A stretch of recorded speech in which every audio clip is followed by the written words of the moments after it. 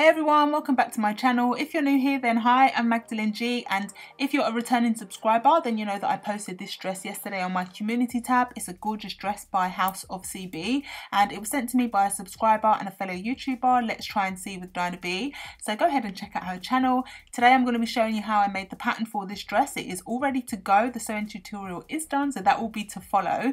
I've separated the videos because it would be way too long to do a pattern and sewing together, and I've also made a separate princess seam tutorial which is included in this video, but I thought I would separate the tutorial just in case you're interested in how to draft a princess seam and not interested in this dress. So before I get started, if you haven't already, please don't forget to like, comment and subscribe. Here is the tutorial.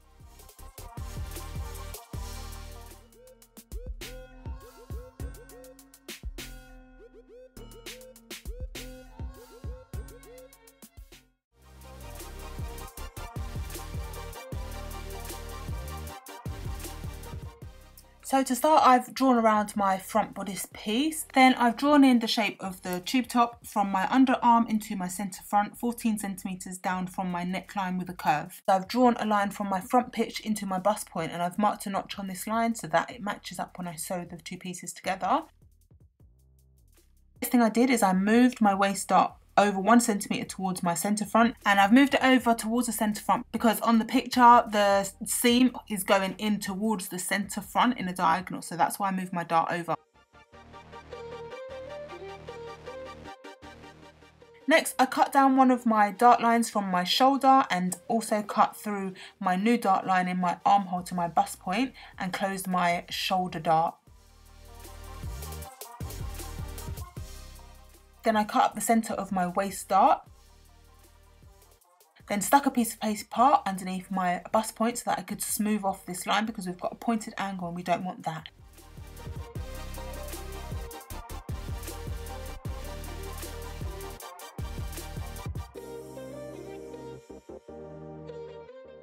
Then you want to measure the distance from your bust point to this line that you've just drawn, and mine was 3mm, and because we've come out 3mm, we need to take that off of our side bodice piece. We also need to add some ease into this piece so that it will smooth around the bust and sit comfortably and not flatten your boob. So I've cut along my bust line, stuck another piece of paper underneath this side and measured up 1 centimetre from my bust line, because I'm adding 1 centimetre ease.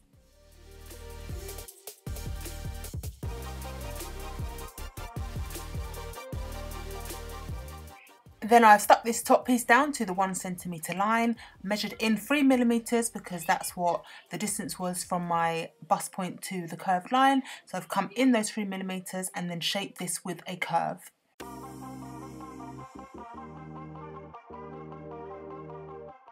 Then cut off the excess paper. Next, I placed my two pieces together at the waist, just making sure that they were even, and then I marked a notch so this will match up when I sew it.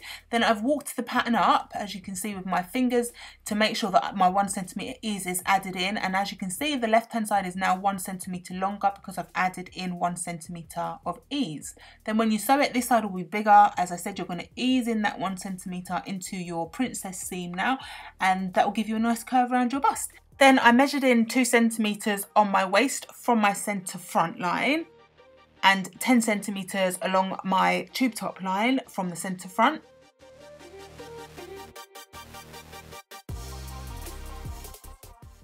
Then I connected these 2 points and I marked that in purple just so that you could see it a bit better, and also so that I didn't get too confused with all of the lines. I wanted to separate this line. Here's a picture of the dress just to remind you of the seam lines that we're following, because this line is going to be a seam.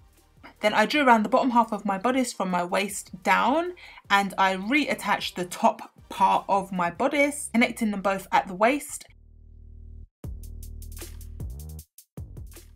Then for the bottom half of my dart, I moved that over 1 centimetre just as I had with the waist dart in the bodice.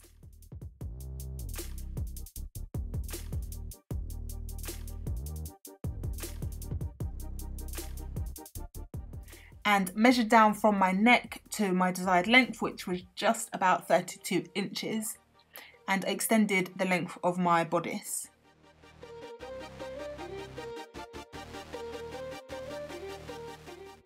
Then for my purple line, I drew in the shape of the seam that I wanted to add in here with a curve down to my hem.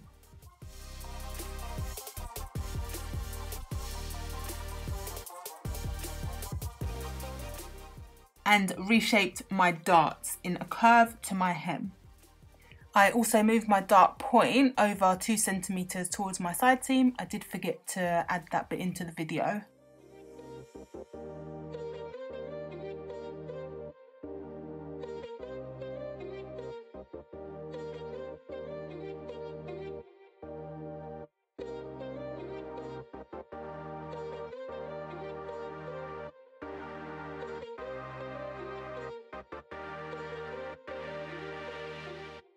Then I reattached the side bodice to the waist, making sure that they connected at the dart point and the side seam.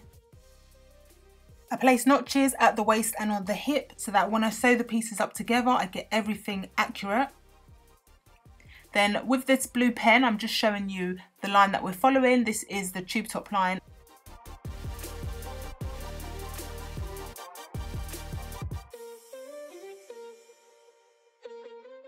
And here are our 3 pieces. This is the side piece and the dart will close here. This is our center front piece and here is our middle section. So we have 3 panels to make the front of the dress. The center front is on the fold. I've drawn in my grain lines here as well and my fold line.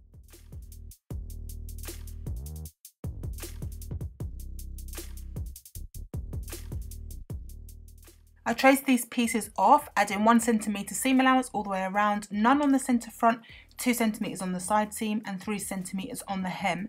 Then I measured down from the top of my tube top line 6 centimeters to trace off a facing for each piece. The back is much easier, so I've traced around my bodice block and then I've squared across from my armhole into my center back because we're using the bottom section. Then my waist dart is 2 centimeters and I need to take off half of this from my center back because I'm adding a zip and I also want this to be tapered in without reducing the size of my waist. So I've halved my waist dart and taken off 1 centimeter at the center back and just reshaped that into my armhole line and into a curve at my hip. Then reshaped my waist dart into 1 centimeter. I also moved my dart point on the hip 2 centimeters towards my side seam just to help me when I'm shaping my seam into a curve. Then I've used the curve of my pattern master to help me reshape my darts into a curve and gone down to my hem through the new dart point.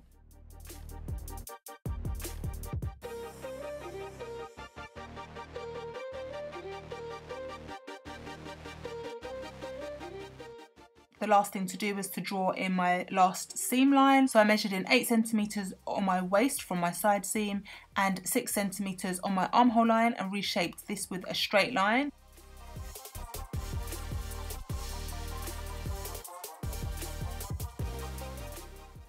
Then I drew in my curved seam from my waist down to my hem using the curve of my pattern master.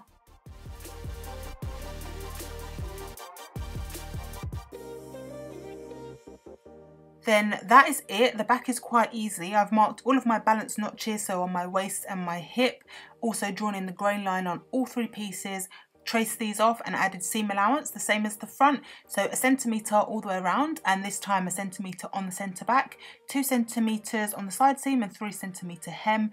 Then just as I did with the front, I measured down 6 centimeters from the top of my dress and traced off a facing, adding seam allowance around those pieces too.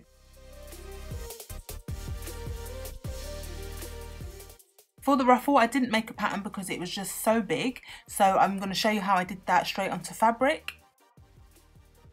So the ruffle that I just showed you on the stand is what I draped across my own body and pinned it to the stand. And here it is off of the stand and it's on the fold.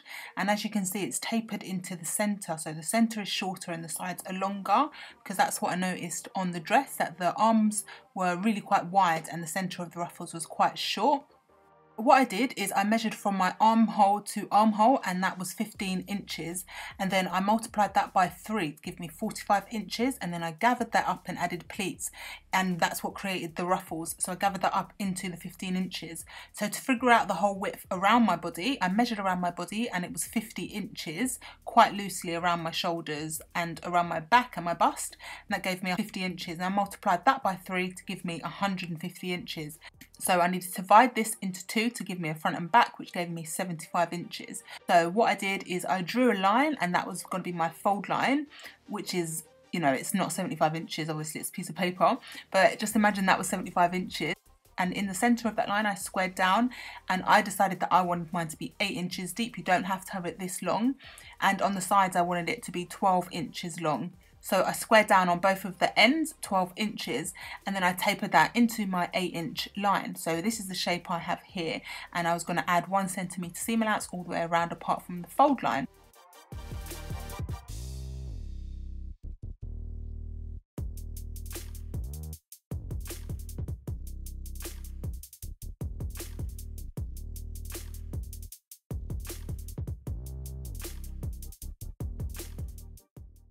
And then I marked a notch on that 8-inch point.